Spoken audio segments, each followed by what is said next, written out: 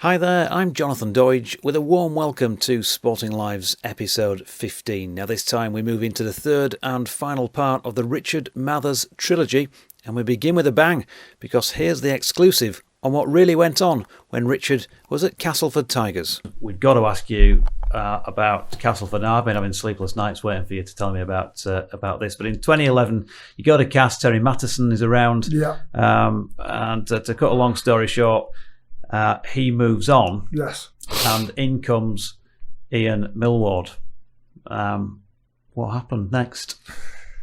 So left Warrington, signed for Cas. Terry Matteson, fantastic bloke. He left. Family reasons. And then that was over the off season. And I was playing golf. I wasn't having a beer. I was playing golf at the time, and my agent rang and he said, Basil, as he was called. I said, who's Basil? And Ian Millward, he don't want you anymore. So I said, what do you mean he don't want me? So he said, he don't want you, he wants to go with Richie Owen. So I said, well, that don't make sense. I'd met him once in an elevator after the 2005 Challenge Cup final. And I'd not done anything wrong to him, by the way. So I said, well, that don't make sense. I'd signed a big contract and I'd still had 2 years to run on it. So I said, well, that's ridiculous. So left it, and it was just after the season had finished and just after they'd announced Ian Millward had signed. So it grumbled on, and then first day pre-season, usually the first week of November. So just before then, agents rang and said, he said you're not allowed to go in. He don't want you training there. So I said, what? Like, why? Like, I'd done nothing wrong. You could ask any of the players there. He said, he basically wanted me off the salary cap and to keep Richie Owen, because St Helens was sniffing after Richie Owen at the time, which is fine. So I said, well, surely I've never met him before. Surely he'd have the decency to have a chat with me. But why wouldn't you let me do like pre-season, me versus Richie Owen, and then whoever's best pick him? And that's a logical thing. He went, he won't have it. So I said, well, what do I do? So he said, well, you're gonna have to stay at home. So I said, well, that's just bonkers. So I rang Jeff Burrow, GMB, and he said, well, you can't do that. So he grumbled on. And he said, right, well, you can go in once a week. He don't want you to go into any of the team sessions in case you steal any of his ideas.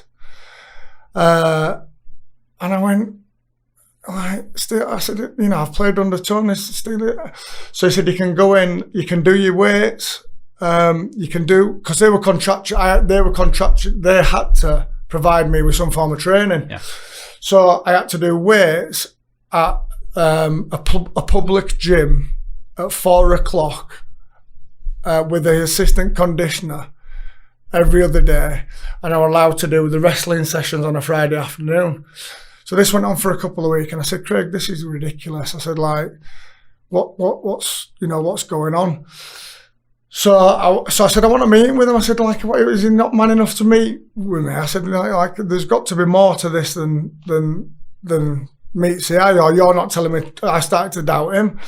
So he arranged a meeting with me and him first. So I've gone into his office, and he said, you're not going to play. Richard's going to be my first choice fullback. So I've gone in full defence mode here, and I thought, well, you picked like the wrong person here. So I said, well, Ian, I'm on X amount of money, and I've got 2 years left. I said, I ain't going anywhere. So he said, like, I won't swear. He said, well, you'll be painting the effing fences, and you'll be cutting the grass, and you'll be doing everything by playing for this club while I'm in charge. So I said, but where's this come from? And he said, well, that's what you'll be doing. So you better speak to your agent and find another club. So I said, I'll tell you what, Ian.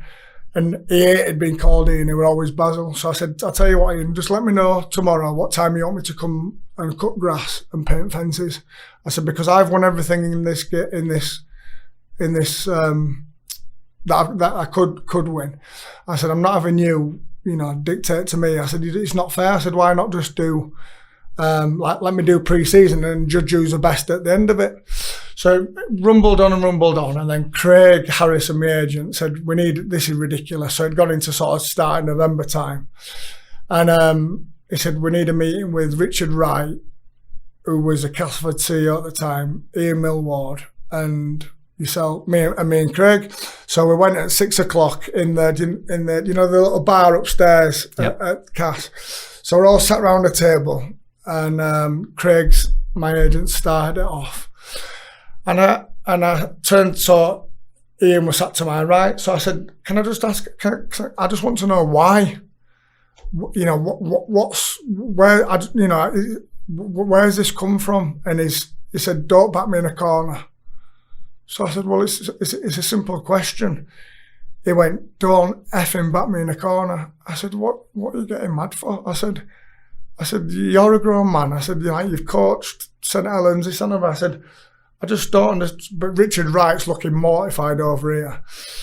So I said, what, you can't even answer where it's come from? And he slammed the table. I won't do it because I'll wreck your keyboard. He slammed the table, stood up and shouted, don't you effing back me in a corner. And Craig, mate, was like, whoa, come on, we're going. And then we got in the car, Craig was driving, and Richard Wright called on the way back and he said, I'm so sorry, I'm really sorry how we behaved and this, that and other. And Craig said to him, he said, you've had a glimpse of when it's going to go wrong here, you've had a glimpse of what you're going to have to face. And the ironic thing was, they ended up having to pay me my full wages and pay me to play for Wakefield for the next 2 years. So the cost, they paid me my full wages, plus I got my wages off Wakefield separately, and they had to pay me every game I played for Wakefield. So I thought, my head had gone with that. I thought, screw you. I got £500 for every game I played for Wakefield, paid by Cass at end of every month.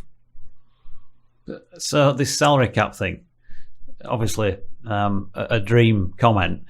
Did you ever get to find the real to this day, if you put £1 million, Jonathan, on this table now and say, what were the real story? To this day, no idea. Done nothing, done not a thing wrong. Don't know, couldn't tell you. Nobody else. There were never any whispers that got back to you from anybody. I'd not done anything wrong. My good character. I think my own personal feeling was St Helens was sniffing around Richie Owen at the time, and they couldn't afford to keep us both because I was on a good deal and they wanted to upgrade Richie. So I think they wanted me to just sign for Wakey, take a payout, a compromise agreement of 30 grand, which you can do tax free, and walk away. I was like, no, I just had Blossom, my eldest daughter. I ain't going anywhere. I'll paint these fences. You picked the wrong person here. But the ironic thing is, they paid me 2 years full money and £500 to play for a team. They're direct rivals for 2 years. Wow. But a horrible man. Well, there you go. You're getting it first on Sporting Lives today, folks. Interesting. Okay. He moved on, you moved on. There was the Wakey and the London Broncos years, and particularly, Wakefield. I don't want to be dismissive about any of the clubs you've played for at all. It's more of a time towards the end of the recording situation is this one.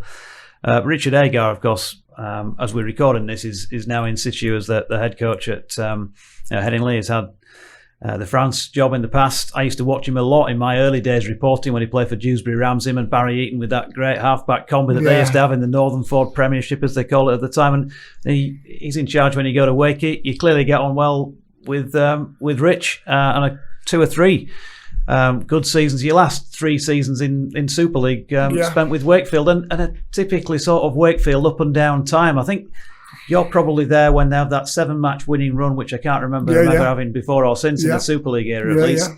And then some battles with the wrong end of the table as well. It was it were brilliantly bonkers.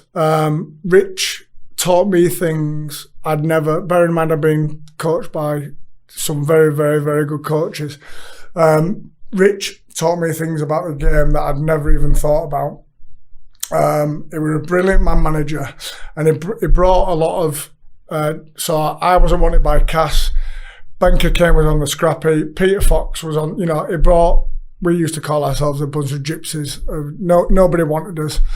But what Rich did, and Martin Clawson, James Webster, Stinger, the physio, so that our little cluster, he forged a unbelievable team spirit and a style of play. We played some really, really good rugby over that 3 years, orchestrated by Tim Smith, who was an absolute genius. Bonkers off the field, had his issues, but unbelievably talented. But then you had the circus off the field where you weren't getting paid. There's a famous story where Kath Everington was helping out at one stage, and I was vice captain, and Kermo was captain, and he was a bit of a scaredy cat, Kermo. And we used to have to do the changing. We used to have to do the gym under the Benidorm flats, and then we'd go and train at local park, literally local park. So we're depths of winter, absolutely blathered. Then have to go back for lunch and then do your second session. But the fuse for the boiler had gone, and it was freezing, depths of winter. So I said to Kim, I said, go have a word of Kath. I said, this is ridiculous. No, I ain't going. I said, you bottleless get. I said, I'll go. So I've gone, covered. And just after Michael had, so Andrew Glover and James Elston had it that first year, and then Michael came in. Michael's a great guy, a little bit naive at the start, hence why I got Kath in, but has done a fabulous job with Wakefield, got a lot of time for Michael. So Michael sat in one park thing, and Kath sat in the other, and anyone who come across Kath will know what type of characters. I got on really well with Kath, so I've gone up blathered, and I said, Kath, I said, can't we get these boilers, this fuse for this boiler sorted? They're only 200 quid. She said, and I won't repeat it again, she said, they're staying as they are because it'll toughen you soft set of B's up. And I looked at her, I said, Kath, we're a Super League team here. I said, that's out of order. Stood my ground. She says, nah, you need toughening up. She said, they're staying as they are. So I said, Michael, and he went, so I've lost, but just to give you a bit of context, so you talk about salary caps and Leeds and Wiggins and Warringtons, the disparity of your Casses and Wakefields facilities wise. But Rich created a really, really good bond, team spirit, style of playing, and we just honestly, and I don't say this flippantly, I had as an enjoyable 3 years at Wakefield. And if you ask any of the other lads who played there, as I did at any time in my career, just because we were the underdogs, we had no training balls, no kit, we did everything trained like in a Rocky Balboa gym, but we just had a really, really eclectic mix of characters who made it fun to go in every day. And when you play for a club like that, having played for Leeds and having played for Warrington and having played for Wigan, that the opposition say all the right things, they respect to Wakefield and all that in the build up to the game, but everybody's turning up expecting to win. Yeah. Every week. So do you use that? Can you harness that as to your advantage as a playing unit? Yeah. Well, Rich did. So we put a system in place by a company called Leading Teams. Rich had a connection from his Hull days. A guy called Murph, who was a renowned sports psychologist, but about building cultures. So in short, what he put in place was out of the 17 that played each week, for Wakefield to have a chance of winning, 14 of us had to play 7 and above. So what we did was we all had to grade ourselves based on, not on, like the League Express or Pete Smith putting, 6 or, you had to, so our motto was relentless, professionalism, 1%ers. So they were like, but then we defined them as how they would look in a game. So if you scored 4 tries, but you didn't make them commitments that we'd made to each other, you scored yourself, the coaches scored you, the leadership team scored you, and then you'd put it all together. And we followed it like a leaderboard. So to answer your question, we knew that if 14 of us would give ourselves a shot. If 10 of us did, we'd get absolutely hammered. But what we always knew was we'd always been with a shot of, we could always score points. That's one thing Rich said. We threw Paul Sykes, Tim Smith, me, Dean Collis were a fabulous player. We had Paul Ayton. Was Ali there by then as well? Ali, Vince Mellors, Banker Kane, Peter Fox. We had plenty of points in us. Couldn't defend so well, but we was always in with a shout of and we took some good scalps. Yeah, you certainly did along the way. I'm glad you didn't mention me, by the way, in those player marks, because I used to have to do them as well for League Weekly, and it's the worst part of the job, isn't it? Most people got at least 6 from me, because I used to think, if I see him after the match and I've only given him 4. I used to Pete. I pulled Pete a couple of times. I said, Pete, hang on a minute, you give me 4 there. I've had right. Just have a bit of a laugh. I can imagine. London Broncos, Bradford, to finish things off, and a betting ban down at London. Talk us through what happened with that. Yeah, just so it was a rough time, as you can imagine. Luckily, I think people who know me, it didn't sort of cause as much reputational damage as it could have done. I was injured at the time. I was in Royal Kensington Hospital. I'd smashed my ankle the week before. And a WhatsApp had gone round, a screenshot of a WhatsApp had gone round. I forget the wording of it, of encouraging, I think London played Lee, right, if I'm right, encouraging to lump on with the words under my name, or under the WhatsApp had been, we'd evidenced it to the RFL that I could change you to President Obama or so on and so forth. But it had been sent round and had done the rounds. And I'm in Royal Kensington Hospital. I just had ankle surgery. So the first thing I knew about it, I'd come out of the hospital, and the next morning, the CEO, Jason Lube, had reported it to the RFL without asking what had gone. Like, bearing in mind I'd been in the hospital, had morphine and so on and so forth, and reported it to the RFL. I said, well, I was about asking me first, and let's try and get to the bottom of it, and have I done it or have I done it? So then that it knocked a chain of events. I were out for 4 months with my ankle anyway. I've got my own theories of why you would report it without trying to do a bit of an intern. I've played at good teams where I can tell you there's a lot worse gone on, and they've done an internal investigation before they're duty bound to report it. But I've got my own theories of why. And then that sort of kicked a chain off of events that lasted nearly 7 months. So they hired a private investigator. They went through all my bank accounts, all my phone records, all my wife's phone records, all my wife's bank accounts, and it's every single betting account that I'd ever opened, like if I'd played poker or, the body of information they'd got astounded me. I didn't realise I could garner as much information. So that took sort of 7 months to conclude, and then went up to the RFL, and it was a 3-man disciplinary panel, and within 10 minutes of sat there, I just thought, you're toast here. It was based on, I'd got probably a little bit I should have challenged. In hindsight, I should have taken it to court.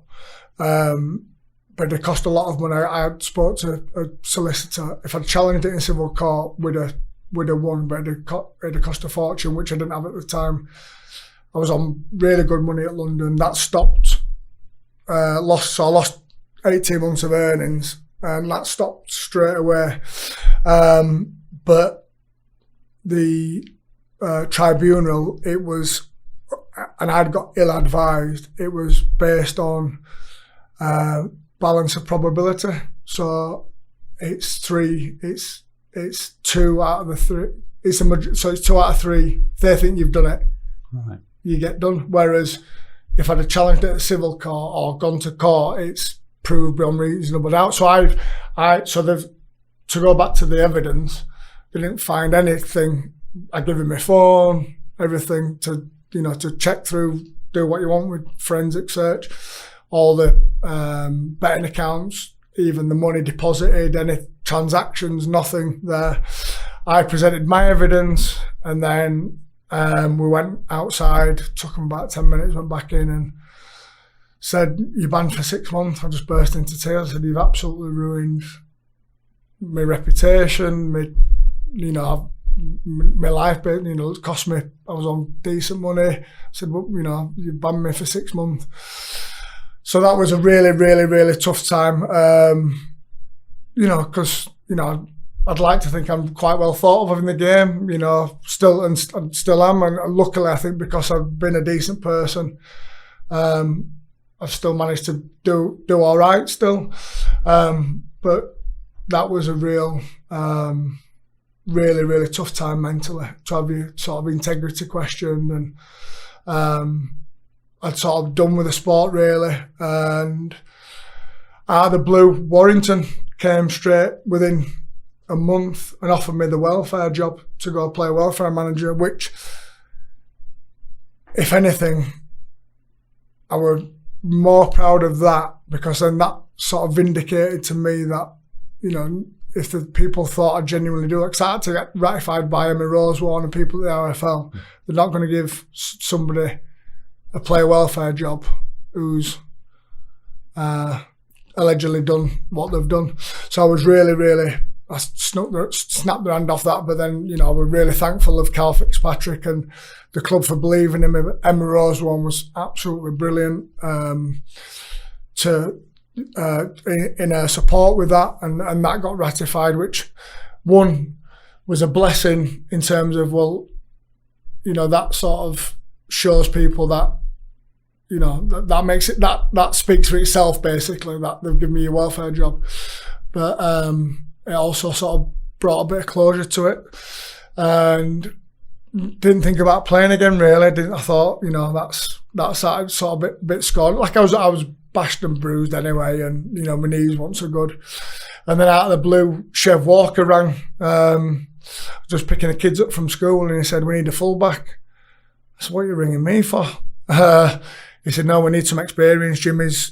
I'd worked with Jimmy at Warrington, obviously played with Chev and Matt Diskin at Leeds, and he said, "Do you fancy giving it a go?" So I said, well, I dummed and hard, and I thought, do I really want to go through all that again? So I thought to myself, so I'd had some dealings with Steve Ferris. I like Steve, but he's a wily old fox, Steve Ferris. Right. So I thought to myself, if I can get this number, because I didn't need it because I had the Warrington job. I thought, if I can get this number, I'll do it. And if I don't, I'm not going to do it. So we met at the Cedar Court Hotel in Bradford. They were like, "How much do you want?" Like classic Del Boy, like going back into, or like, "Well, how much are you willing to pay? Well, how much do you want? How much do you want?" And anyway, we got the deal done, and I loved it. Tough. Like, I love playing for Jimmy. I've got a lot of time for it. I class Jimmy as a friend. I speak to Jimmy, obviously Chev and Disco, but it was a Super League club at Tong, but like managed terribly, and I don't mind going on record. Like Mark Green, how he didn't get put into prison for some of the things he did there, was just wrong. How it was managed off the field, and you look at the demise of the poor club now. again, probably using the Wakey analogy, but not as explicit.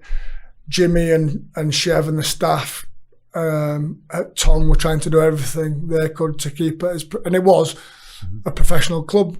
Training was brilliant, video, everything you'd expect as a Super League club, but how it was run off the field was appalling. Do you want to expand on that? Yeah, paid late, threatened with if we wouldn't sign compromise agreements. So I got my knee injected by local anaesthetic twice. So we needed to beat Dewsbury on the Sunday, and I hurt my knee the weekend before against Magic against Lee. So, and they really wanted me to play, and I ended up playing standoff. But my knee was my bad knee, and I said, yeah, of course I'll play. So the doctor and the physio said, right, well, what we'll do is we'll inject it with local anaesthetic on Saturday, captain's run, and see how we get on. So they put one sort of in my left side of my knee, one in my right, gone out for captain's run. I'm literally running around like Darren Lockyer / Anthony Minicello, like I'm 21 again. So I thought, perfect, that's worked. Next day, game day, still sore 'cause it's wore off, but I thought, well, I'll just get that done again, put one in each side again. Played, I won't say I ran, but managed to get through all that. And then put another 2 in at half time, played next second half. We got beat as it happened, so it was pointless having it done. But then the next day, bearing in mind I've done 2 cruciates, it was as big as a football, my right knee. So I've gone and I'm like, listen, that's not right. So they sent me for a scan. After an hour and they were asking, they wouldn't send me for one, so I had to do some shouting and screaming to the smart green. And I had to get Jeff Burrow again involved. Went for a scan. There was that much fluid on it, they couldn't tell what was up with it. So I had to go see the surgeon in Wales. And he just asked me what had happened. He said, just talk me through what's happened. So I told him exactly what I've just told you about local anaesthetic, and he sat back and I had the physio sat there and he went, you've put local anaesthetic in your knee? And he looked at the physio and he went, you do know you never, ever, ever, ever put local anaesthetic in a knee joint, ever. And you've put 6 in 24 hours. So I've just like looked at the physio and I'm like, are you serious? So then he's gone in there and he said, well, the scan's that inconclusive because of the swelling. The only way we can find out is by going in there. And because obviously I couldn't feel it, it'd gone in, opened it up, I'd torn my PCL clean off the bone, I'd ripped all my meniscus clean off the bone, I'd chipped because I'd ripped all the meniscus off the bone, I'd been smashing my bone, my tib and fib against each other. So we're all like that, so I'd had to shave it. So I've come round thinking it would only be like a scope. And he said to me, if I hadn't, his exact words were, Mr. Mathers, he said, if I hadn't known your age and how fit you were, the state of your knee when I went in there, I'd have replaced it. He said, you need a knee replacement. So he said, you can rehab it and blah, blah, blah. I said, sod that, I ain't rehabbing it to go and play for that, after what they've done to me. So then all the fun and games started. Then with Matt Green threatening not to pay me, offered, and it's true. So I'm happy to say it. I said, we'll send a compromise agreement through, something fair. But I said, I ain't playing again after what's gone on medically. That's an absolute joke. I've got a wife and 2 kids I want to look after. Sent a compromise agreement through, like a 8-page document, which is all supposedly an RFL standard one, bar the back page is your financials. So I'm looking at it thinking it's fine because the financials looked okay on the back. But then I've got a solicitor, Hayworth in Harrogate, Deborah Hayworth, who's a family friend, and I said, can I just send this to you? I said, because I don't trust this guy, but it might just be me in my own mind.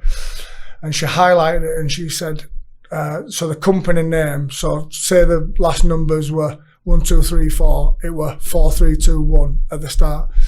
And in her words were, she said, in 25 years of practice, that's the most convoluted and, forget the other word, dishonest agreement or paperwork I have ever seen. And she wrote this email to Mark and copied me in, and some of the language he was screaming and down the phone. I said, well, deal with the solicitor. But he was terrible. Because what happened was, lads who signed, I don't know if you remember, like the debacle, lads were signing them left, right and centre thinking they would get the money, and then they didn't get a penny of it because they'd signed it. And I was the only one who got it checked with a solicitor. Yeah. And if I hadn't done, I'd have been same as the other lads. Wow. What a story to bring us to a conclusion on. Listen, I could sit and talk to you for the next several hours. I'm sure we've got loads more gems to talk about. Maybe we can even do a part 2 at some point. You are a media man's dream. You're clearly Sasha and the girls' dream. You've been a rugby league fan's dream as well to watch from the terraces, and I think in view of what you've just been telling us as well, you're obviously probably a sports lawyer's dream. So get in touch if you want to sponsor the podcast. Yes, Sports Lawyers, absolutely. fine, you've got some great material to work with there. Listen, thanks folks for watching. Don't forget Jonathan Doidge at hotmail.com, at Sporting Lives 1, or even at Jonathan Doidge on Twitter. But most of all, my thanks go to Richard Mathers, because that's some incredible stories, a fantastic rugby league career. We barely even scratched the surface, even internationally with England. So we probably will have to come back and do a part 2, mate. Do something more again. I mean, what I've got to say to you, apart from thank you, is that we hope, health-wise, after what happened to you, and I know I poked a little bit at that at the start, but yeah, really hope that there are no hiccups on that front and things run smoothly from here on in. We've not even got to where you're working now with Goodyear. Yes. Yeah, with Goodyear at the moment. So maybe that's something else that we can talk to you about in the future. But brilliant. Thanks very much for your time. No, thank you for your kind words. I've really enjoyed it. Thanks for having me on, and look forward to part 2 as and when you require. But yeah, thank you for having me on, Jonathan. I've really enjoyed it, mate.